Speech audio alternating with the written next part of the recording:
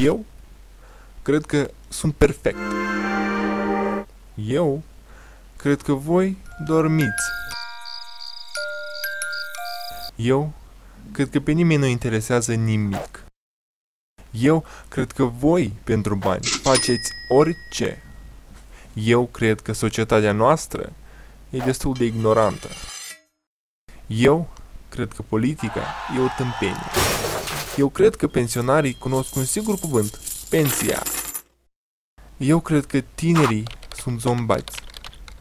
Eu cred că încep să te deranjez. Eu cred că în 2012 vor muri oameni.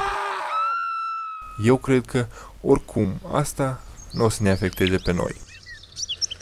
Eu cred că tu te poți schimba.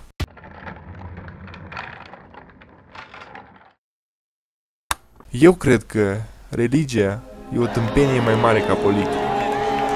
Eu cred că iar te deranjezi.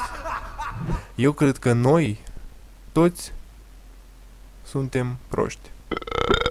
Eu cred că fericirea constă din mici plăceri. Eu cred că războiul e mai rău ca religia și ca politica împreună. Eu cred că tu nu ești de acord cu mine. Eu cred că mie, ca și ție, nu-mi pasă. Deși eu nu sunt ca voi, așa că cred că o să-mi pese. Eu cred în om. Eu cred și mai mult în animalele sălbatice.